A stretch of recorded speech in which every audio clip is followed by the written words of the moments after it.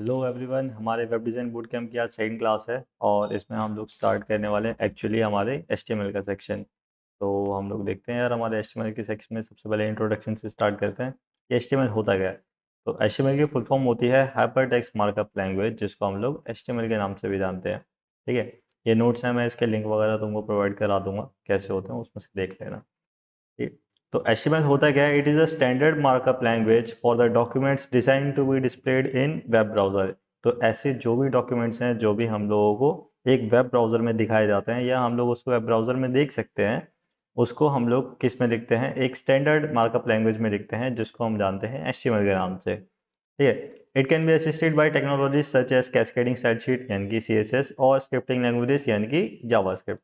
तो इसको हम लोग आगे असिस्ट कर सकते हैं, यानी कि थोड़ा सा इसको बेटर इम्प्रूव कर सकते हैं। जैसे स्टाइल करना है तो हम लोग उसको CSS की मदद से कर सकते हैं, और अगर हमको उसमें फंक्शनैलिटी डालनी है तो हम लोग उसके लिए जावास्क्रिप्ट का यूज़ कर सकते हैं।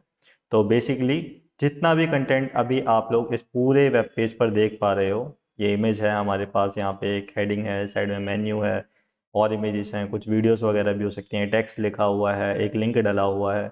ये सारी की सारी चीज़ें क्या हैं? HTML। HTML का करंट वर्जन 5 चल रहा है, जो कि W3C ने निकाला था 28 अक्टूबर 2014 में। तो ये अभी तक हमारा लेटेस्ट चल रहा है, उसके बाद से लेकर अब तक कोई HTML 6 का वर्जन नहीं आया है। तो हम लोग HTML 5 पे ही काम करने वाले हैं। तो सबसे पहले हम लोग देख लेते हैं कि हमारे पास HTML के अंदर कंटेंट क्या होता है, हम लोग को स्टार्ट कहाँ से करना है। तो इससे पहले कि हम लोग बिल्कुल कोड शुरू से लिखना चालू कर दे, पहले समझ लेते हैं कि HTML होता क्या है और उसका यूज़ क्या है। तो हम लोग यहाँ पे जाते हैं, एक हमारे पास वेबसाइट है www.example.com के नाम से। तो मैं इस पर क्लिक कर देता हूँ और हम लोग example.com पे आ जाते हैं। यहाँ पे आप देख सकते हो। ठीक है, इसमें कुछ भी नहीं है, एकदम सिंपल सी वेबसाइट है। पूरी की पूरी वेबसाइट खाली पड़ी हुई है, बीच में एक वाइट कलर का कंटेनर बॉक्स है जिसमें एक हेडिंग है हमारे पास एक लिंक है, और एक हमारे पास पैराग्राफ है, और एक ही हमारे पास इसमें क्या है? एक लिंक है। तो ये चीज़ है। अब इस वेबसाइट का स्पेसिफिकली कोई यूज़ नहीं है, ये वेबसाइट बनाई गई थी एज अ, जो लोग वेब डिज़ाइनिंग में आना चाहते हैं या जो लोग वेब डेवलपमेंट में आना चाहते हैं, उन लोगों को सोच के बनाई गई थी कि जब लोग स्टार्टिंग में आएंगे तो उन लोगों को समझना होगा कि हाँ भाई, किस तरीके से HTML काम करता है या CSS काम करती है। तो वहाँ पर हम इस वेबसाइट का यूज़ कर सकते हैं। तो हम लोग कहीं पे भी किसी भी खाली जगह पे एक बार राइट क्लिक कर लेते हैं और यहाँ पे कुछ ऑप्शंस देखते हैं। तो ये जो back, forward, reload, save as, print, ये सारे ऑप्शंस तो आपने यूज़ करे होंगे। हम लोग ज़्यादातर ये लास्ट वाले दो ऑप्शंस को इग्नोर कर देते हैं, क्योंकि हमको पता नहीं होता कि इनका काम क्या है। तो हम लोग डेवलपमेंट के अंदर जब हम लोग जा रहे हैं या डिज़ाइनिंग के अंदर जब हम लोग जा रहे हैं, तो हम लोगों का इन दोनों का बहुत ज़्यादा यूज़ है। तो हम लोग सबसे पहले पहला वाला ऑप्शन देख लेते हैं, जिसका नाम है व्यू पेज सोर्स, या फिर इसका जो जो कीवर्ड शॉर्टकट है वो है कंट्रोल यू, या फिर अगर आप मैक में यूज़ कर रहे हो तो उसमें कमांड यू। तो मैं इस पर क्लिक कर लेता हूँ और हमारे पास एक न्यू वेब पेज खुल के आ जाता है, जिसमें ये पूरा का पूरा कोड लिखा हुआ है इस पूरी वेबसाइट का। तो सिर्फ 46 लाइन्स का कोड लिख के इन्होंने ये वाली पूरी वेबसाइट बना दी है। मैं थोड़ा जूम करके दिखा देता हूँ ताकि एकदम क्लियर समझ में आ जाए। तो हम लोग इसको देखते हैं। सबसे पहले हम लोगों को यहाँ पे देखना क्या है कि हम लोगों को यहाँ पर दिख क्या रहा है एक्चुअली। तो सबसे पहले हम लोग यहाँ पे डिफाइन करते हैं कि हम जो डॉक्यूमेंट लिख रहे हैं, ठीक है, वो क्या चीज़ है। ये क्या है? एक HTML का डॉक्यूमेंट है। तो हम यहाँ पे बता रहे हैं कि डॉक टाइप यानी कि डॉक्यूमेंट टाइप जो है वो क्या है? HTML है।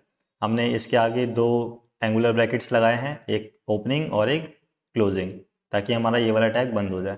अब ये सेल्फ क्लोजिंग टैग है। सेल्फ क्लोजिंग टैग क्या होता है? हमारे पास HTML के अंदर जितने भी टैग आते हैं, वो उसमें एक ओपनिंग टैग आता है और एक क्लोजिंग टैग आता है। मोस्ट ऑफ द टाइम हमारे पास यही वाली कंडीशन चल रही होती है। जैसे कि हमने डॉक्यूमेंट अपना स्टार्ट करा HTML टैग के नाम से, और इसका क्लोजिंग टैग अगर हमको ढूंढना है तो हम लोग आ जाते हैं डॉक्यूमेंट के लास्ट में, जो कि हमको यहाँ पे दिख रहा है एक HTML का क्लोजिंग टैग। बट एक चीज़ नोटिस करना, जो हमारे पास ओपनिंग टैग है वो डायरेक्ट हम लोग HTML लिख लेते हैं हमारे पास दोनों एंगुलर ब्रैकेट्स के अंदर। बट जो क्लोजिंग टैग आएगा उसमें HTML के साथ हमको एक फॉरवर्ड स्लैश भी लगाना होता है। तो जहाँ पे भी आप फॉरवर्ड स्लैश लगाओगे वहाँ पे हमको पता चल जाएगा कि यार एक हमने एक ओपनिंग टैग का यूज़ करा था, और जहाँ पे फॉरवर्ड स्लैश लग गया वो हमारा क्या है? एक क्लोजिंग टैग है। तो इस तरीके से HTML के अंदर ज़्यादातर हमारे पास दो टैग्स होते हैं, एक ओपनिंग और एक क्लोजिंग। तो HTML टैग हो गया। इसके बाद हमारे पास आ जाता है हेड टैग। हम HTML को एक हमारी ह्यूमन बॉडी के साथ कंपेयर कर सकते हैं। जैसे हमारी ह्यूमन बॉडी में क्या होता है? हमारी पूरी की पूरी बॉडी होती है, उसमें क्या होता है? सबसे पहले हमारा हेड आता है और उसके बाद हमारी बाकी की बॉडी आती है। तो सेम चीज़ HTML के अंदर भी, जब हम लोग एचटीएमएल टैग का यूज़ कर देंगे उसके बाद हमारा हेड बनेगा सबसे पहले, तो हेड टैग की स्टार्टिंग यहाँ पर और हेड टैग की एंडिंग यहाँ पर। हेड जैसे ही खत्म होगा हमारे पास दूसरा टैग आ जाएगा बॉडी, और उसके बाद बॉडी टैग खत्म, तो एक ओपनिंग टैग आएगा और एक क्लोजिंग टैग आएगा। हेड टैग के अंदर हम लोग बेसिक चीज़ें बताते हैं हमारी वेबसाइट के बारे में, जैसे कि हमारी वेबसाइट का टाइटल क्या है। यहाँ पर जैसे इन लोगों ने क्या दिया है, एग्जाम्पल डोमेन के नाम से लिखा है, जो कि आप यहाँ पर देख सकते हो। आप जो भी टाइटल दोगे अपनी वेबसाइट का वो यहाँ पर शो होगा। इधर चलते हैं और देख लो यहाँ पे। इसके अलावा हमारे पास कुछ मेटा टैग दे रखे हैं जिसको हम अभी के लिए स्किप कर देते हैं, क्योंकि अभी हमारा इसका कुछ खास यूज़ है नहीं। हम लोग आगे जाके इसको और ज़्यादा डिटेल में सीखेंगे कि क्या काम होता है मेटा टैग का। हम लोग आ जाते हैं स्टाइल टैग के अंदर। स्टाइल टैग का काम होता है हमारी HTML फाइल के साथ CSS को लिंक करना, यानी कि उसको स्टाइल करना। तो हम लोग जैसे कि अगर मैं एकदम बेसिक समझाने की कोशिश करूँ तो यहाँ पर हमको क्या कहा जा रहा है कि जो बॉडी है उसका एक बैकग्राउंड कलर है जो कि हमने कुछ इस तरीके से दे दिया है, इसको बोला जाता है हेक्स कोड। तो जितने भी कलर्स होते हैं उनको 6 नंबर्स प्लस अल्फ़ाबेट्स का यूज़ करके एक हेक्स कोड बनाया जाता है, और उससे हम लोग यहाँ पे डिनोट कर सकते हैं और आगे हम लोग एक डिफाइन कर सकते हैं कि हमको किस टाइप का कलर चाहिए। सेकंड चीज़ यहाँ पे मार्जिन दे रखी है कि वो ज़ीरो है, और जो पैडिंग है वो भी ज़ीरो है। अब मार्जिन और पैडिंग क्या होती है वो CSS में हम लोग और ज़्यादा डिटेल में चेक करेंगे कि यार वो होती क्या चीज़ है। सेकंड चीज़ हमारे पास क्या दे रखी है, फ़ॉन्ट फैमिली दे रखी है कि आप जो यहाँ पर फ़ॉन्ट देख पा रहे हो वो एक नॉर्मल फ़ॉन्ट नहीं है, एक कस्टम फ़ॉन्ट का यूज़ करा गया है यहाँ पे। ठीक है, तो इस कस्टम फ़ॉन्ट का यूज़ करने के लिए हमको एक अलग से फ़ॉन्ट्स का यूज़ करना पड़ता है। तो यहाँ पर हम लोगों ने बहुत सारे फ़ॉन्ट्स के नाम दे रखे हैं। ठीक है, तो इसमें सबसे पहले जब भी ब्राउज़र देखेगा तो वो सबसे पहले देखेगा कि जो एप्पल का सिस्टम है उसमें सिस्टम UI के नाम से हमारे पास फ़ॉन्ट है तो उसका यूज़ करेगा। ब्लिंक मैक्स सिस्टम फ़ॉन्ट के नाम से है तो उसका यूज़ करेगा। ये भी नहीं है तो फिर सेज UI के नाम से यूज़ करेगा, फिर ओपन सेंस का यूज़ करेगा, हेल्वेटिका का यूज़ करेगा। इस तरीके से आगे चलते जाते हैं और लास्ट में हमारे पास आते हैं सेरिफ या फिर सैंस सेरिफ फ़ॉन्ट्स जो होते हैं ये आते हैं।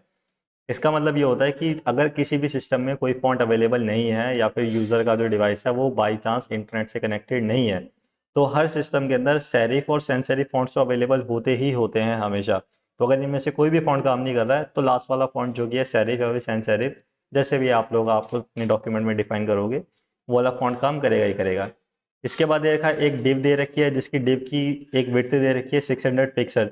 अब पिक्सल क्या होता है, स्क्रीन। जैसे हम लोग एक रूलर देखते हैं, हमारे पास जो स्केल होता है जिसको हम बोलते हैं, उसमें हम लोगों को कोई भी चीज़ नापनी होती है तो उसमें मिलीमीटर में नाप सकते हैं, सेंटीमीटर में नाप सकते हैं, इंच में नाप सकते हैं। ऐसी जो स्क्रीन का हमारे पास रिजोल्यूशन होता है या जो स्क्रीन का साइज होता है स्क्रीन के अंदर का, इसको हम लोग नापते हैं पिक्सल में।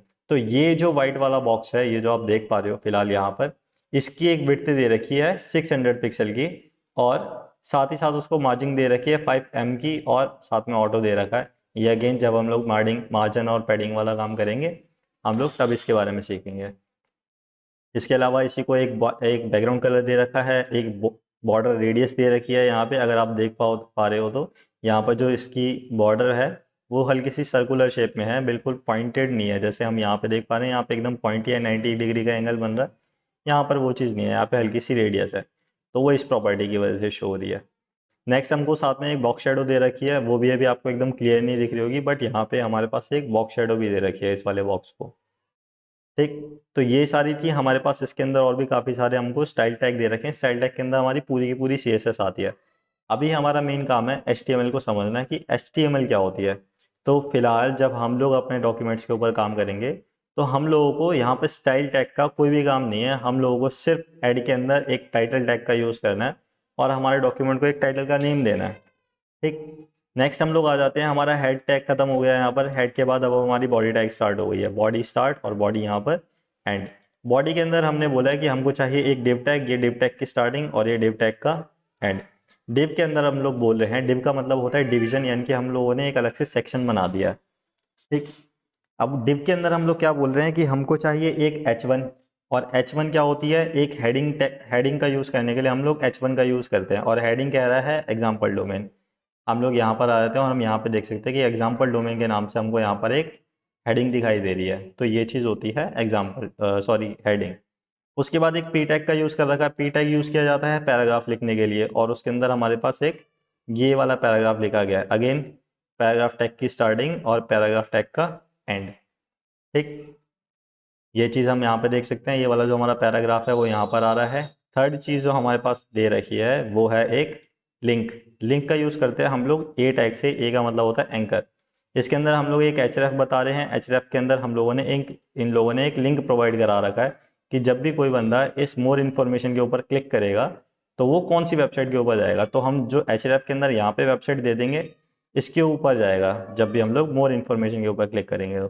तो ये होता है हमारा एक बेसिक सेटअप जो कि HTML के अंदर यूज़ करा जाता है। और सेम चीज़ हमने यहाँ पर एग्जाम्पल डोमेन में देखी है, जो कि किसी जिसका भी ये वेबसाइट है उसने यूज़ कर रखी है। सेम चीज़ मैंने यहाँ पे नोट्स में बता रखी है। जब भी हम लोग राइट क्लिक करेंगे व्यू पेज सोर्स पे जाके, और इस तरीके से हम लोग पेज का कोड देख सकते हैं। ये पूरा का पूरा कोड है। ठीक, यहाँ पे हमने काफ़ी सारी चीज़ें देखी हैं, जैसे कि डॉक टाइप HTML हमने देख लिया है। HTML के जो हमारे स्टार्टिंग और एंडिंग टैग हैं हमने वो देख लिए हैं। इसके अलावा हमने इसमें हेड टैग देखा, हमने इसके अंदर बॉडी टैग को देखा, हमने इसके अंदर डिव टैग को देखा। ठीक, लास्ट हमने उसके बाद उसके अंदर क्या देखा, एक H1 टैग जो कि हेडिंग के लिए यूज़ करा जाता है। ठीक, और उसके बाद सिमिलरली हमने एक H2 देखा, जिसके बारे में अभी हम पढ़ेंगे कि H1 H2 H3 H4 क्या चीज़ होती है ये। उसके बाद हमारे पास क्या है, एक P टैग है पैराग्राफ के लिए, और एक A टैग है हमारे पास एंकर टैग के लिए, यानी कि एग्जाम्पल के लिए। अब हम चलते हैं ज़रा अपने विजुअल स्टूडियो कोड पे, यानी कि हमारी IDE पे, और ज़रा खुद का एक वेब पेज बनाकर देख लेते हैं। अभी तो हमने दूसरे का एग्जाम्पल देखा, अब हम खुद का बना के देखते हैं कि यार हम करेंगे कैसे। तो हम लोग विंडो की का प्रेस करते हैं और यहाँ पे हम लोग लिखते हैं VS कोड। ठीक, मैं जैसे ही VS कोड लिखूंगा यहाँ पे एंटर करता हूँ, और हमारा VS कोड स्टार्टिंग में कुछ इस तरीके का निकल के आता है। हम यहाँ पर क्या करेंगे, यहाँ जाएंगे, सबसे ऊपर लेफ्ट हैंड साइड में हमारे पास एक ऑप्शन है फाइल के नाम से। फाइल पे जाते हैं और न्यू फाइल पे क्लिक करते हैं, या फिर आप इस कीबोर्ड शॉर्टकट का भी यूज़ कर सकते हो, कंट्रोल ऑल्ट विंडोज़ एन। इस पर क्लिक करते हैं, न्यू फाइल क्रिएट हो गई है। मैं यहाँ पे टेक्स्ट फाइल कर देता हूँ।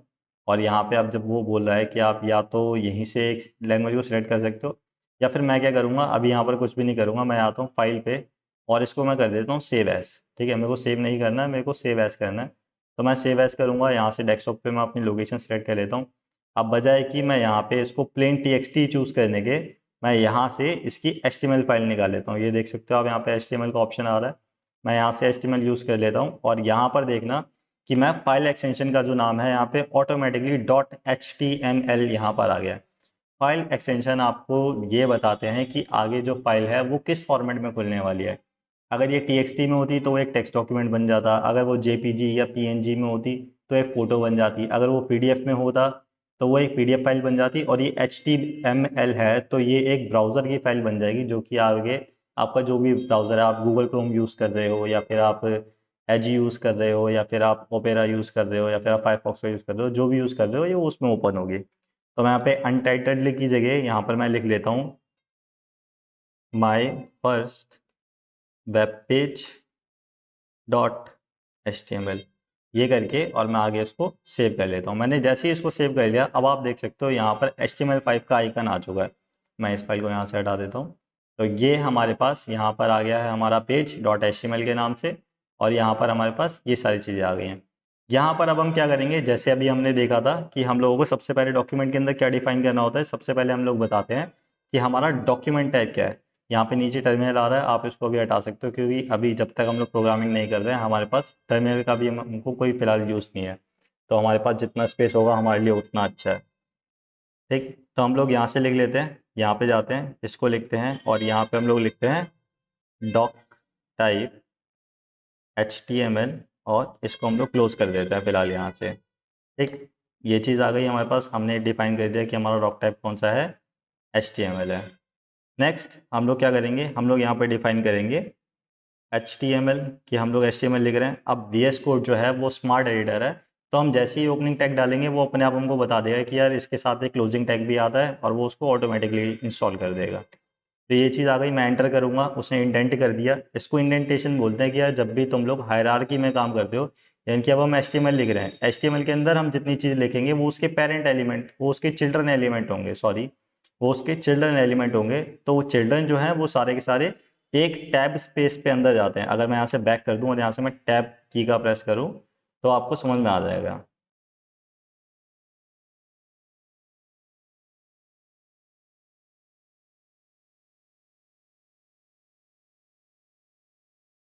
ठीक है, अगर मैं यहाँ से टैब की का प्रेस करूँ तो आपको समझ में आ जाएगा कि यहाँ पे क्या चल रहा है। अब मैं यहाँ पे जाके लिखता हूँ, सबसे पहले क्या चीज़ लिखूंगा, हेड।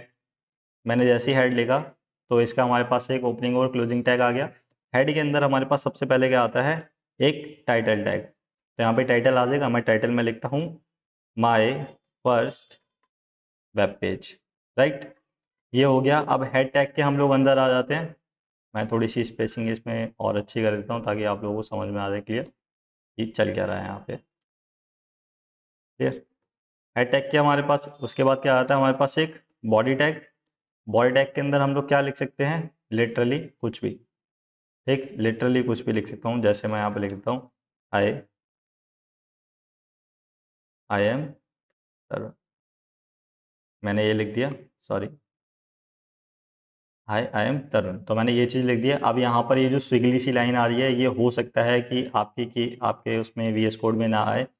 ये मेरे वीएस कोड में इस वजह से आ रही है क्योंकि मैंने यहाँ पर एक एक्सटेंशन इंस्टॉल करा है जिसके बारे में मैंने लास्ट क्लास में बताया था, जिसका नाम था ये रहा, कोड स्पेल चेकर के नाम से। तो ये क्या कर रहा है कि उसको समझ में नहीं आ रहा है कि मेरा नाम एक्चुअली किसी डिक्शनरी में है या नहीं है। तो इस वजह से वो यहाँ पे मेरे को मिस्टेक दिखा रहा है कि अननोन वर्ड है, सी स्पेल के नाम से वो यहाँ पर शो भी कर रहा है, ठीक।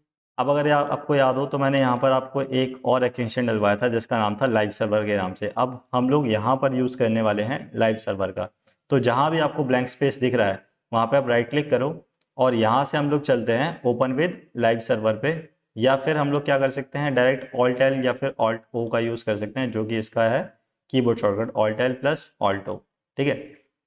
बट अभी लाइव सर्वर इस पर काम नहीं करेगा क्योंकि लाइव सर्वर को काम करने के लिए एक सिंगल फाइल की ज़रूरत नहीं होती है, उसको ज़रूरत होती है पूरे फोल्डर की। तो अगर हम यहाँ पे बजाय की न्यू फाइल बनाने के यहाँ से जाके हम एक न्यू फोल्डर क्रिएट कर लेते हैं, ठीक है, यहाँ से जाके हम लोग न्यू फोल्डर क्रिएट करके यहाँ पे ओपन फोल्डर करते तो हमारा काम बन जाता, हम लोग उसको लाइव सर्वर पे चला लेते। बट कोई बात नहीं, हम लोग फिलहाल इसको ऐसे ही कर लेंगे। तो हम लोग यहाँ से चलते हैं डेस्कटॉप पे और ये रहा हमारा my first web page dot HTML के नाम से जो हमने अभी अभी बनाया है।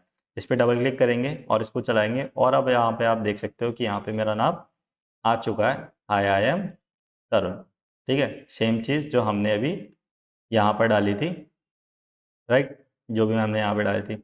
अच्छा, मैंने यहाँ पे इतनी सारी स्पेसिंग डाली थी, वाली स्पेसिंग एकदम से कहाँ चली गई, ठीक है। और ये हुआ कैसे, मैंने कोड को सेव भी नहीं किया था। तो हमने लास्ट क्लास में एक छोटी सी सेटिंग छोड़ दी थी। हम लोग यहाँ चलते हैं, फाइल में जाएंगे, यहाँ से जाएंगे हम लोग प्रेफरेंस में, प्रेफरेंस से जाके हम लोग जाते हैं सेटिंग्स में, या फिर कंट्रोल कॉमा का यूज़ कर सकते हो आप डायरेक्ट सेटिंग्स में आने के लिए। तो मैं सेटिंग्स पे क्लिक करता हूँ और मैं यहाँ सर्च करूँगा ऑटो सेव। मैं जैसे ही ऑटो सेव करूँगा यहाँ पर आपका जो ऑप्शन है ये ऑफ पे हो रखा होगा क्योंकि बाय डिफ़ॉल्ट ये ऑफ पे सेट होता है। हम लोग इसको कर देते हैं ऑन विंडो चेंज।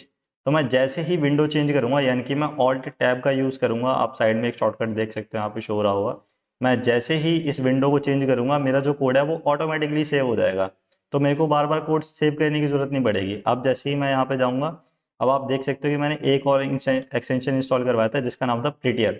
प्रिटियर क्या करता है, आपके कोड को फॉर्मेट कर देता है, यानी कि उसको थोड़ा अच्छे से दिखा देता है कि यार जैसे मैंने इतने सारे स्पेस डाले थे तो वो बहुत वियर्ड से लग रहे थे, तो उसने ऑटोमेटिकली हमारे कोड को अरेंज कर दिया कि हमको पढ़ने में आसानी हो उस वाले कोड को। तो आप देख सकते हो कि यहाँ पर स्पेल चेकर भी हमारा ऑन है, यहाँ पर हमारा जो लाइव सर्वर है वो भी यहाँ पर लग रहा है, ठीक है। तो यहाँ से हम लोग चलते हैं। अब जैसे ही मैं यहाँ पे जाके लिखता हूँ कि हाय आई एम तरुण और इसके अंदर मैं जाके जैसे कि मैं फुल स्टॉप दो और ऐड करता हूँ और मैं यहाँ पर जाता हूँ, तो अभी यहाँ पर कोड हमारा सेव तो हो गया, बट यहाँ पे इसको रीलोड करना पड़ेगा ताकि हमको यहाँ पे चेंजेस दिखाई दे। तो मैं जैसे इसको रीलोड करूँगा, अब आप देख सकते हैं यहाँ पे दो डॉट्स और आ गई हैं। मैं इसमें इस पूरी लाइन को यहाँ से हटा देता हूँ, ज़्यादा अच्छे से समझ में आएगा। मैं इसको हटा देता हूँ यहाँ से। कोड को सेव करने की ज़रूरत नहीं क्योंकि मैं जैसे ही विंडो को चेंज करूँगा मेरा कोड ऑटोमेटिकली सेव हो जाएगा। मैं यहाँ जाता हूँ, यहाँ पे अभी कोई डिफरेंस नहीं है। मैं जैसे ही इसको रिफ्रेश करूँगा मेरा कोड सेव हो जाएगा, राइट। सो आई होप तुम्हारा फर्स्ट वेब पेज जो है वो रेडी हो गया हो। इस तरीके से आप बनाओ, इसमें थोड़ा सा काम करके देखो, आपको और अच्छे समझ में आएगा। यहाँ पे मैंने आपको एक बेसिक बॉयलर प्लेट दे दी है कि यार किस तरीके से हमारे पास जो है वो हमारा जो नया फाइल है वो कैसे बनेगी। index.html के नाम से वैसे फाइल्स बनती है हमारी। और ये बॉयलर प्लेट है जिसको बोलते हैं स्टार्टिंग कोड, बोलते हैं बॉयलर प्लेट को, कि यार जब भी तुम कोड स्टार्ट करने जा रहे हो तो तुमको उससे पहले क्या चीज़ लिखने की ज़रूरत है, राइट। तो यहाँ पे चलते हैं, हमको स्टार्टिंग में सबसे पहले इस चीज़ को लिखने की ज़रूरत होती है और इसको हम लिख के एक डिफाइन कर सकते हैं कि यार हम लोग आगे क्या चीज़ लिखने जा रहे हैं। ओके, अब जैसे मैंने यहाँ पे बताया था कि मैंने जो फाइल का नेम लिया था वो मैंने लिया था index.html के नाम से। और आप भी देखोगे जब भी आप लोग प्रोजेक्ट्स वगैरह किसी और के बनते हो देखोगे, तो आप देखोगे यार ज़्यादातर जो लोग होते हैं वो अपनी जो फर्स्ट HTML की फाइल बनाते हैं उसका नाम वो लोग index.html रखते हैं। ऐसा क्यों? ऐसा इस वजह से क्योंकि सर्वर के ऊपर आप जब भी मल्टीपल पेजेस की वेबसाइट बना रहे होते हो, उसमें बहुत सारी HTML की फाइल्स होती हैं, तो उसमें सर्वर को ये कन्फ्यूजन ना हो जाए कि यार जब भी हमारी वेबसाइट लोड होगी, जब भी मेरी वेबसाइट का जो पेज है कोई भी डोमेन नेम डालेगा, तो वो जब लोड करेगा तो कौन सा पेज लोड होगा यार, क्योंकि आपने इतने सारे HTML के पेज बना रखे हैं और पेज तो कोई एक ही लोड हो सकता है, बहुत सारे पेजेस एक साथ में तो लोड होंगे नहीं। तो उसके लिए वो क्या देखता है कि index.html के नाम से वो फाइल को सर्च करता है सर्वर के ऊपर कि यार index.html के नाम से कौन सी फाइल है। जिस भी फाइल का नेम index.html होगा वो सबसे पहले होम पेज पे उसी फाइल को दिखाएगा लाके। तो इस वजह से हम लोग ज़्यादातर जो है अपनी फाइल का नाम index.html रखते हैं। बट आगे जाके अगर आपको लगता है कि आप, जैसे मैंने अभी यहाँ पे रखा my first web page dot HTML, तो अगर आप लोग चाहो तो आप अपने हिसाब से भी उस वेब पेज का नाम इस तरीके से रख सकते हो। क्लियर? इसी के साथ हमारा फर्स्ट वेब पेज वाला जो इंट्रोडक्शन वाला काम था वो हमारा हो चुका है कंप्लीट। हम लोग आ जाते हैं हमारे सेकंड टॉपिक के ऊपर। सेकंड टॉपिक है हमारा हेडर एंड पैराग्राफ का। हेडर एंड पैराग्राफ के लिए हम लोगों को क्या चीज़ करनी होती है, इससे पहले कि हम लोग यहाँ पे जाएँ हम लोग थोड़ा सा देख लेते हैं कि यार लाइव सर्वर का यूज़ कैसे किया जाता है। तो फिलहाल हमको, ताकि ये बार बार हम लोगों को ज़रा ज़रा से चेंजेस करके इसको रिफ्रेश ना करना पड़े, तो हम लोग क्या करते हैं, इसको यहाँ से क्रॉस कर लेते हैं, यहाँ पे चलते हैं और यहाँ से कर लेते हैं हम लोग इस फाइल को क्लोज। यहीं से कर लेते हैं इस फाइल को क्लोज। वापस चलते हैं हमारे यहाँ पे, राइट, और हम लोग अपने यहाँ पे चलते हैं और एक न्यू फोल्डर क्रिएट कर लेते हैं। तो मैं Ctrl+Shift+N का यूज़ करूँगा न्यू फोल्डर बनाने के लिए, और मैं यहाँ पे लिखता हूँ class2, एंटर, सेव हो गया। और मैं अब मेरा ये जो पेज था माई फर्स्ट वेब पेज के नाम से, मैं इसको उठा के इसके अंदर मूव कर देता हूँ। तो मेरा जो पेज है वो इसके अंदर आ चुका है, राइट, ये इसके अंदर आ चुका है, मेरा क्लास 2 के नाम से हो गया। मैं वापस अपने VS कोड में जाता हूँ और या तो आपको यहाँ पे ऑप्शन दिख रहा हो ओपन फोल्डर का, अगर ये वाले ऑप्शन आपको यहाँ पे नहीं दिख रहे हैं कोई इशू नहीं है, आपको सिर्फ यहाँ पे आना है फाइल पे और ओपन फोल्डर या फिर Ctrl+O का यूज़ करना है। इस पर क्लिक करते हैं, अपनी लोकेशन पे जाना, आप डेस्कटॉप पे है तो डेस्कटॉप पे आना, या किसी और लोकेशन पे है तो वहाँ पर जाना, फोल्डर को सिलेक्ट करना और यहाँ से जाके सिलेक्ट फोल्डर। आप जैसे ही फोल्डर को सिलेक्ट करोगे आपका फोल्डर यहाँ पे निकल के आ जाएगा और फोल्डर के अंदर जितनी भी फाइल्स होंगी वो सारी की सारी फाइल्स आपकी इस वाले पैनल पे शो होने लग जाएंगी। शर्त यह है कि आप इस वाले सेक्शन के ऊपर रहना, जो एक्सप्लोरर के नाम से हमारे पास ये वाला ऑप्शन है, आप इस पे रहोगे। अगर आप और किसी ऑप्शन पे रहोगे तो आपको अलग अलग ऑप्शंस देखने को मिल सकते हैं। हमको इस ऑप्शन पे रहना है और यहाँ पर हमारी सारी फाइल्स आएंगी। तो मेरे को हमारी यही वाली फाइल खोलनी है, माई फर्स्ट वेब पेज के नाम से जो है, इस पर डबल क्लिक करेंगे, हमारी फाइल ओपन हो जाएगी। अब क्योंकि हमारा जो लाइव सर्वर है वो क्या चीज़ मांगता है कि यार जब भी आपको लाइव सर्वर का यूज़ करना है तो आपको हमेशा एक फ़ोल्डर के अंदर काम करना है। कोई फ़र्क नहीं पड़ता कि आपके फ़ोल्डर के अंदर एक फ़ाइल है या 10 फाइल्स हैं। मेरे पास एक फ़ाइल है, अब जो लाइव सर्वर है वो इसके ऊपर काम करेगा। कैसे? अगर मैं राइट क्लिक करूँगा और इसको मैं करूँगा ओपन विद लाइव सर्वर, इस पर मैं क्लिक करता हूँ तो ये नीचे रन करता है इसको धीरे धीरे, और यहाँ पे मेरा जो पेज है वो ऑटोमेटिक वो यहाँ पर ओपन हो चुका है। अब मैं यहाँ पे जाता हूँ, बॉडी में लिखता हूँ हाय दिस इज तरुण, मैंने ये लिखा। मैं सेव नहीं करूँगा क्योंकि मैं जैसे ही विंडो चेंज करूँगा ऑटोमेटिकली मेरा कोड सेव हो जाएगा, और मैं जैसे ही यहाँ पर जाऊँगा क्योंकि लाइव सर्वर वर्क कर रहा है तो मेरे को रिफ़्रेश करने की ज़रूरत नहीं पड़ी, उसने ऑटोमेटिकली चेंज कर दिया। मैं दोबारा से यहाँ पे और चेंजेस करके दिखाता हूँ, hi this is Tarun, this is your second class. मैं ये लिखता हूँ और मैं जैसे ही चेंज करूँगा आपको यहाँ पे लाइव चेंजेस दिखते रहेंगे, इसलिए इस एक्सटेंशन का नाम है लाइव सर्वर। और ये बहुत ज़्यादा टाइम बचाता है, जब हम लोगों को बार बार चेंजेस करने पड़ते हैं तो हम लोगों को बार बार कोड सेव नहीं करना पड़ता। और दूसरी चीज़ क्या होती है कि हम लोगों को बार बार यहाँ पे जाके अपने पेज को रिफ्रेश नहीं करना पड़ता हर छोटे छोटे चेंजेस के बाद जाके। ये आपके क्या कहते हैं लोकल होस्ट सर्वर के ऊपर चलता है, तो यहाँ पर आपके लोकल होस्ट का लिंक आ रहा है, तो इस तरीके से आप चला सकते हो, राइट। तो अब हम हमारे मेन टॉपिक पे आ जाते हैं जिसका नाम है हेडिंग एंड पैराग्राफ। तो हेडिंग कैसे बनाई जाती है और पैराग्राफ कैसे बनाया जाता है। अभी तो जो मैं यहाँ पर लिख रहा हूँ वो एज इट इज़ लिख पा रहा हूँ। मैं फ़िलहाल क्या करता हूँ, हम पैराग्राफ से हट जाते हैं और फिलहाल के लिए हम लोग आ जाते हैं हमारे हेडिंग के ऊपर कि हम लोगों को हेडिंग कैसे इंस्टॉल करनी है या किस तरीके से लगानी है। तो हेडिंग या फिर हेडर लगाने के लिए हम लोगों को हेडर टैग का यूज़ करना पड़ता है, और हेडर टैग वेराई करता है, H1 से लेकर H6 तक जाता है, राइट। तो हम लोग यहाँ पर करते हैं, बॉडी के अंदर जाते हैं और बॉडी के अंदर हम लोग लिखते हैं एंगुलर ब्रैकेट H1 और एंगुलर ब्रैकेट क्लोज। जैसे ही मैंने लिखा, मेरा जो क्लोजिंग टैग है वो ऑटोमेटिकली आ जाता है, राइट। तो मैं H1 के अंदर लिखता हूँ दिस इज H1, ओके। इसके बाद मैं यहाँ पे लिखता हूँ, सॉरी, लिखने से पहले हम लोग देख लेते हैं कि इसका आउटपुट किस तरीके का है। तो मैं यहाँ पे चलता हूँ और ये हमारा आ चुका है यहाँ पे एक हेडिंग टैग जो कि है H1 का। इसके बाद हम देख लेते हैं, क्योंकि H6 तक हमारा वेराई करता है, तो हम लोग H2 टैग भी देख लेते हैं। मैं जैसे H2 लिखूंगा, दिस इज H2, मैं यहाँ जाता हूँ तो ये H2 टैग है, थोड़ा सा छोटा हो गया उससे, राइट। मैं यहाँ चलता हूँ और यहाँ पे मैं लिखता हूँ H3, तो मैं यहाँ पे लिखूंगा दिस इज H3। यहाँ चलते हैं तो और छोटा हो गया, हालांकि हेडिंग है। हेडिंग की खास बात क्या होती है कि जो हेडिंग होती है वो साइज में बड़ी होती है और बोल्ड होती है। तो हमारी ये दोनों चीज़ें हैं, बट जैसे जैसे मैं हेडिंग के यहाँ पे नंबर बढ़ाते जा रहा हूँ, H टैग के हमारे जो नंबर है वो मैं बढ़ाता जा रहा हूँ, यहाँ पर उसका साइज जो है वो छोटा छोटा होता जा रहा है। अब मैं क्या कर सकता हूँ, बजाय कि इसको बार बार पूरा स्क्रैच से लिखने के, मैं इस लाइन को डुप्लीकेट कर सकता हूँ। कैसे? कंट्रोल ऑल्ट शिफ्ट और डाउन कीज, सॉरी, कैसे मैं इसको कर सकता हूँ, ऑल्ट शिफ्ट और डाउन एरो की से, राइट। मैं इस लाइन को कॉपी कर रहा हूँ और 3 4 और 5, राइट। तो मैं यहाँ से जाता हूँ और H3 को मैं यहाँ से कर देता हूँ H4। अब अगर आपको याद हो तो मैंने यहाँ से इसको H4 करा और ये ऑटोमेटिकली यहाँ पे H4 हो गया। ये होता है हमारे एक्सटेंशन से, किससे? ऑटो रीनेम टैग के नाम से, ठीक है। इसका काम यही था कि जब भी हम लोग हमारा स्टार्टिंग टैग का नेम चेंज कर रहे हैं, तो जो हमारा एंडिंग टैग है वो ऑटोमेटिकली चेंज हो रहा है। अब अगर हम ये वाला एक्सटेंशन नहीं इंस्टॉल करते तो हम लोगों को बार बार हैसल होती कि यार बार बार हम लोग पहले स्टार्टिंग वाला जो ओपनिंग टैग है उसको चेंज कर रहे हैं, फिर हम लोग क्लोजिंग टैग को भी चेंज कर रहे हैं। तो H1 हो चुका है हमारे पास, H4 हो गया है, सॉरी H5 हो गया और H6 हो गया।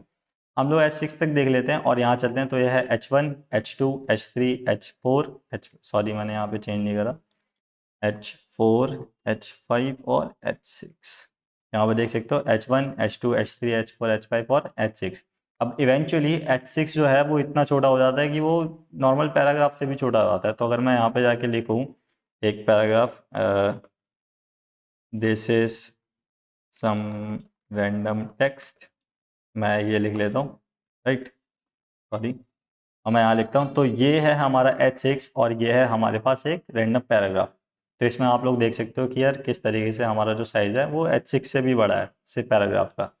अच्छा, अगर यही चीज़ मेरे को यहाँ से हटा के मैं बोल रहा हूँ कि यार H6 तक हमारे पास कोड होता है, बट मैं चाहता हूँ कि यार मैं ये देखना चाहता हूँ कि यार H7 के नाम से भी कोई होता है या नहीं होता। तो मैं H7 यहाँ पे लिखूँगा तो ऑब्वियसली जो VS कोड है वो हमारा एंडिंग टैग भी हमको दे देगा। तो मैं यहाँ पे लिखता हूँ दिस इज H7, राइट। तो मैं ये लिखता हूँ। अब मैं जैसे ही लिखूंगा दिस इज H7 और मैं इसके बाद एक नॉर्मल पैराग्राफ में लिख देता हूँ दिस इज H7, राइट। इसमें हमारे पास कोई भी टैग नहीं है और ये हमारा H7 टैग है। दोनों में डिफरेंस देखो, ये हमारा फर्स्ट वाला टैग है और ये हमारा सेकंड वाला टैग है जिसको हमने बिना टैग के लिखा है और ये हमने H7 टैग में लिखा है। तो HTML के अंदर एक खास बात ये होती है कि इसके साथ में बड़ी भाईचारे वाली लैंग्वेज चलती है कि यार ठीक है तुम कुछ कर रहे हो तो मैं तुम्हारी हेल्प कर दूंगा साथ में काम करने के, और इनफैक्ट अगर तुम कुछ गलत भी कर रहे हो तो मैं उसमें डायरेक्ट तुमको एरर नहीं दूंगा, क्योंकि जो बाकी प्रोग्रामिंग लैंग्वेजेस होती हैं वो क्या करती हैं, आपने थोड़ी सी भी कोड के अंदर गलती करी तो डायरेक्ट आपको एरर दे देती है कि यार तुम एरर ये वाली पकड़ो और मैं बिल्कुल भी काम नहीं करूंगी, ठीक है। अब HTML एक प्रोग्रामिंग लैंग्वेज नहीं है, वो एक मार्कअप लैंग्वेज है। तो वो क्या करती है कि आपने जो एरर कर दी है तो वो उसको अपने डिफॉल्ट स्टाइल में कन्वर्ट कर देती है। यानी कि उसका डिफॉल्ट स्टाइल क्या है, ये जो हम पैराग्राफ लिखते हैं ये इसका डिफॉल्ट स्टाइल है। तो जब भी मैं H7 या H8 या H9 H10 इस तरीके से जो भी H1 से H6 के अलावा और कोई भी टैग का मैं यूज़ करूंगा तो उसको डिफॉल्ट सेल में कन्वर्ट कर देगी, जैसे कि इसने इस H7 को कर दिया। तो हम फिलहाल के लिए इसको भी यहाँ से हटा लेते हैं और ये हमारा वापस आ चुका है पूरा H1 से लेकर H6 तक। अब अगर मैं तुमको रियल वर्ल्ड के बारे में बताऊं तो हम लोग मैक्सिमम टू मैक्सिमम H4 तक यूज़ करते हैं। मैंने एक्चुअली किसी भी वेबसाइट में H5 या H6 का यूज़ होता हुआ नहीं देखा। बहुत रेयर केसेस में हम लोग H3 और H4 का यूज़ करते हैं। मोस्ट पॉपुलर जो हमारे पास दो टैग्स का यूज़ करा जाता है वो है हमारा H1 और H2। H1 यूज़ करा जाता है सबसे मेन हेडिंग के लिए और H2 का यूज़ करा जाता है सेकेंडरी हेडिंग के लिए, राइट। तो ये हमारे पास दो चीज़ें थी। सेम चीज़ मैंने आपको यहाँ पर भी बता दी है। साथ में हमारे पास यहाँ पे आउटपुट है, तो आप लोग आउटपुट में भी देख सकते हो, इसमें भी कोई इशू नहीं आएगा। ओके, अब एक चीज़ जो है वो ध्यान रखने वाले कि H1 जो टैग है वो यूज़ करा जाता है आपकी मेन हेडिंग शो करने के लिए वेब पेज की। और ये किस लिए यूज़ करा जाता है, जो H1 टैग है वो SEO पर्पसेस के लिए भी यूज़ करा जाता है। अब SEO क्या होता है, सर्च इंजन ऑप्टिमाइजेशन बोलते हैं SEO को, राइट। तो SEO क्या काम करता है कि यार जब भी जैसे कि तुमने एक वेबसाइट बनाई जो कि तुम अपने एरिया में बता रहे हो कि यार पॉपुलर रेस्टोरेंट कौन कौन से हैं, ओके। अब तुमने बनाया है कि जैसे तुम रहते हो करोल बाग साइड एरिया में रहते हो, तो तुमने बनाया है कि मोस्ट पॉपुलर रेस्टोरेंट्स इन करोल बाग या फिर नियर करोल बाग, ऐसे कुछ लिख सकते हो। तो जब भी ये करोल बाग में कोई भी रहने वाला बंदा है और वो वहाँ पे गूगल पे जाके सर्च करेगा कि most popular restaurants near me या फिर नियर करोल बाग या फिर इन करोल बाग, तो वो क्या करेगा, वो जितनी भी वेबसाइट है उन सबके H1 को सर्च करेगा और उसके अंदर देखेगा कि यार जो यूज़र की सर्च है वो किसके H1 से सबसे ज़्यादा मैच कर रही है। तो अगर वो तुम्हारे H1 के साथ ज़्यादा मैच कर रही होगी तो ऑब्वियसली तुम्हारी वेबसाइट सबसे ऊपर रैंक करेगी और तुम्हारी वेबसाइट को वो रिकमेंड करेगा। अगर तुमने H1 के अंदर तुमने अलग ही कहानियाँ गा रखी हैं या वो तुम्हारी वेबसाइट से बिल्कुल भी रिलेटेबल नहीं है, तो चाहे तुम जितना मर्जी एड्स पे पैसा लगा लो या जो मर्जी कर लो, वो SEO में कभी भी रैंक नहीं करेगी। तो H1 टैग का यूज़ बहुत ज़्यादा यूज़ करा जाता है, बहुत पॉपुलर है और बहुत ज़्यादा इंपॉर्टेंट भी है, तो केयरफुली चूज़ करना होता है इस चीज़ को, राइट। आई होप तुम्हारा H1 वाला जो सॉरी हेडिंग वाला जो पूरा सेक्शन है वो भी पूरा का पूरा कंप्लीट हो गया हो, पूरा अच्छे से समझ में आ गया हो। नेक्स्ट चीज़ पे हम लोग आ जाते हैं जो कि है पैराग्राफ टैग। अभी तक हमने पैराग्राफ टैग का यूज़ नहीं करा था। मैं एक काम करता हूँ, मैं यहाँ से H2 से लेकर H6 तक पूरा के पूरे टैग को यहाँ से हटा देता हूँ और सिर्फ H1 रहने देता हूँ और H1 के अंदर कंटेंट को भी चेंज कर देता हूँ। This is some heading, okay. इसको मैं लिख देता हूँ और यहाँ से जाके हम लोग देख लेते हैं इसको। ओके, तो दिस इज सम हेडिंग आ गया हमारे पास।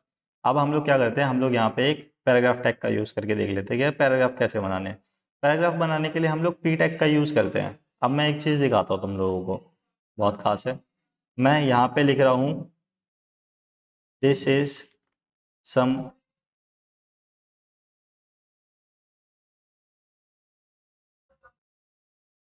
मैंने यहाँ पे लिखा this is some paragraph, okay. मैं यहाँ पे लिख रहा हूँ और इसने यहाँ पर हमको ये वाला आउटपुट शो कर दिया, ओके। अभी मैंने कोई भी टैग नहीं लगाया, एक चीज़ का ध्यान देना, मैंने कोई भी टैग नहीं लगाया, मैंने बिना टैग के डायरेक्ट लिखा है इसमें दिस इज सम पैराग्राफ। मैं यहाँ पे फुल स्टॉप लगाता हूँ और मैं इसको बोलता हूँ कि यार मेरे को अब नेक्स्ट लाइन में, ठीक है, सॉरी, मेरे को एक लाइन छोड़ के यहाँ पे क्या लिखना है, this is second paragraph, okay. अब मैं जैसे यहाँ पर देख रहा हूँ तो यार यहाँ पे इसने क्या करा, यार मैंने तो यहाँ पे इसको अलग लाइन में लिखा था, हालांकि अब जो हमारा प्रिटियर है उसने क्या कर दिया, इसको एक साथ कर दिया है। बट मैंने पहले तो अलग लाइन में लिखा था, तो ये यहाँ पर कैसे आ गया, ठीक है। ये इस वजह से आया क्योंकि डिफ़ॉल्ट स्टाइलिंग क्या बोलती है कि तुम्हारे पास जितना भी कंटेंट है, हमारे HTML के ऊपर जितना भी कंटेंट है वो लेफ्ट हैंड साइड में जाएगा, अपर राइट कॉर्नर में, ठीक है, सॉरी अपर लेफ्ट कॉर्नर में जाएगा। तुम्हारा जितना भी कंटेंट है वो सारा का सारा अपर लेफ्ट कॉर्नर में जाएगा। तो ये इस साइड में सारा का सारा जो जितना भी कंटेंट है वो सारा का सारा शिफ्ट होने लग जाएगा जब तक हमारा ये पूरा का पूरा वेब पेज जो है वो फिल आउट नहीं हो जाता, और उसके बाद फिर वो नेक्स्ट लाइन में आएगा। इस चीज़ को प्रिवेंट करने के लिए हम लोग यूज़ करते हैं पी टैग का। तो मैं क्या करूँगा, यहाँ से एक पी टैग बना लेता हूँ और मेरा जो ये फर्स्ट वाली जो मेरी लाइन थी इसको मैं यहाँ से कट करके और मैं यहाँ पे इसको पेस्ट कर देता हूँ, ओके। मैंने ये कर दिया।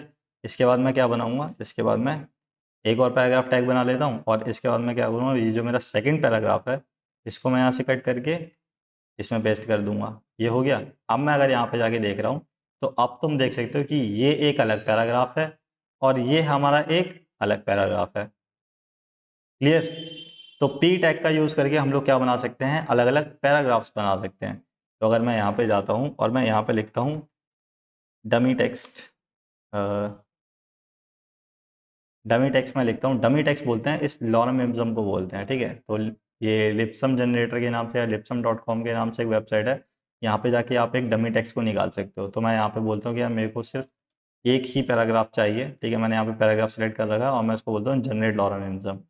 मैं इस पे आता हूँ, इसको डमी टेक्स्ट बोलते हैं। ये एक्चुअली लैटिन लैंग्वेज में लिखा जाता है और इसका कोई यूज़ नहीं है, बस दिखाने के लिए कि हाँ यार यहाँ पे कोई कंटेंट है, ठीक है। जब जहाँ पर तुम उस चीज़ को खाली नहीं छोड़ सकते और तुम्हारे पास एक्चुअली कोई कंटेंट भी नहीं है दिखाने के लिए, तो वहाँ पर हम डमी टेक्स्ट का यूज़ करते हैं। मैं इसको यहाँ से क्लोज कर देता हूँ और यहाँ चलते हैं और मैं अपने पहले वाले पैराग्राफ में इसको यहाँ से पेस्ट कर देता हूँ। मैंने पेस्ट कर दिया। अच्छा, अब मैंने जो यहाँ पर करा है आप देख सकते हो कि ये एक बहुत बड़ी लाइन थी, तो हमारा जो कोड है वो इस तरीके से पूरा का पूरा फ्लो कर रहा है हमारे पेज के बाहर से। तो ये बहुत ज़्यादा हैसल हो सकती है हमारे लिए। तो इसके लिए हम लोग क्या करेंगे, यहाँ से व्यू में जाके और यहाँ पे हम लोग कर सकते हैं वर्ड रैप या फिर ऑल्ट जेड कर सकते हैं। तो इससे क्या होगा कि हमारे जितना भी हमारा कंटेंट है वो पूरा पूरा हमारी व्यू स्क्रीन के अंदर ही आ जाएगा, ताकि हमको बार बार लेफ्ट और राइट में स्लाइड ना करना पड़े। तो मैं इसको ऑल्ट जेड कर देता हूँ, तो ये इस तरीके से शो होने लग जाता है पूरा का पूरा एक ही साथ। तो अब बस ये इस तरीके से होगा, मेरा लेफ्ट और राइट साइड में नहीं जाएगा। तो ये चीज़ आ गई। मैं यहाँ पे देख लेता हूँ, ये मेरा पूरा का पूरा पैराग्राफ आ गया। और सेकंड भी मैं सेम करूँगा, मैं ये जो पैराग्राफ है इसको यहाँ पे पेस्ट कर देता हूँ। राइट, हो गया। तो अब यहाँ पे आप देख सकते हो कि जैसे ही मैंने यहाँ पे लॉरेंथिज्म को डाल दिया, ये जो हमारा गूगल ट्रांसलेट है वो यहाँ पे हमको बता रहा है कि यार जो भी तुम्हारा टेक्स्ट है ना वो लैटिन लैंग्वेज में, इसको इंग्लिश में कन्वर्ट करना है या नहीं करना है। मैं फिलहाल के लिए इसको कैंसिल कर देता हूँ, अभी मेरे को कुछ भी नहीं करना है। यहाँ चलते हैं, ठीक है। तो इस तरीके से हमारे पास पैराग्राफ आ गए। अच्छा, अब मेरे को एक और पैराग्राफ लिखना है और इसमें मैं लिखता हूँ हाय, और मेरे को अब नेक्स्ट लाइन में लिखना है I am Tarun. Right, I am Tarun. मेरे को इस तरीके से लिखना है कि यार मैं, मेरे पास ये जो स्पेस आ रहा है यहाँ बीच में, ये एक पूरी सिंगल लाइन का ये जो स्पेस आ रहा है, ये वाला स्पेस ना है मेरे पास। जैसे यहाँ पर ये सीधा नेक्स्ट लाइन में आ रहा है ना, मेरे को ये वाली नेक्स्ट लाइन चाहिए, बट मेरे को ये भी नहीं चाहिए कि यार पूरा एंड तक जाए। मेरे को यहीं से चाहिए कि मैं यहाँ पे हाई लिखूँ और यहाँ पर मेरा आ जाए हाय आई एम तरुण, इस तरीके से लिखा हुआ आ जाए। उसके लिए मैं क्या यूज़ करूँगा, उसके लिए यार मेरे को जहाँ पर भी मेरे को वो वाला स्पेस देना है, यानी कि लाइन को तोड़ना है, हम लोग क्या करेंगे, यहाँ पे जाके लाइन को तोड़ेंगे कि यार ये जो पूरा स्पेस तुम ले रहे हो ना, यहाँ पूरा लेफ्ट से लेकर राइट तक का जो पूरा स्पेस ले रहे हो, इस स्पेस को यहीं पर ही तोड़ दो। और जो नेक्स्ट हमारे पास जो आगे की लाइन है या जो भी बाकी कंटेंट है, वो अगली लाइन से स्टार्ट होना चाहिए, बजाय कि एक लाइन पूरी छोड़ के अगली लाइन से स्टार्ट होना चाहिए। तो मैं उसके लिए क्या करूँगा, जैसे मैं हाई के बाद क्या लिख दूंगा, एंगुलर ब्रैकेट बी आर का यूज़ करूंगा और इसको क्लोज कर दूंगा।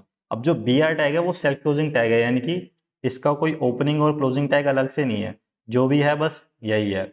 जैसे आप देख सकते हो, बी आर का मतलब होता है ब्रेक। ब्रेक मतलब हम लाइन को क्या कर रहे हैं, यहाँ पे ब्रेक कर रहे हैं, बजाय कि अलग पूरा पैराग्राफ टैग बनाने के मैंने बीच में बी आर का यूज़ कर दिया। तो अब इसमें क्या हुआ, इसने हाई के बाद लाइन को ब्रेक करा और उसके बाद जो मेरी वही वाली जो लाइन थी हमारी, वो नीचे वाली लाइन में शिफ्ट हो गई है। सेम चीज़ मैंने अपने नोट्स के साथ बता रखी है आपको, आप यहाँ पे देख सकते हो। पी टैग का यूज़ करा हमने, यहाँ पे हमने 2 पैराग्राफ बना के देखे हैं। अगेन हमारे पास क्या चीज़ है, डमी टेक्स्ट है यहाँ पर।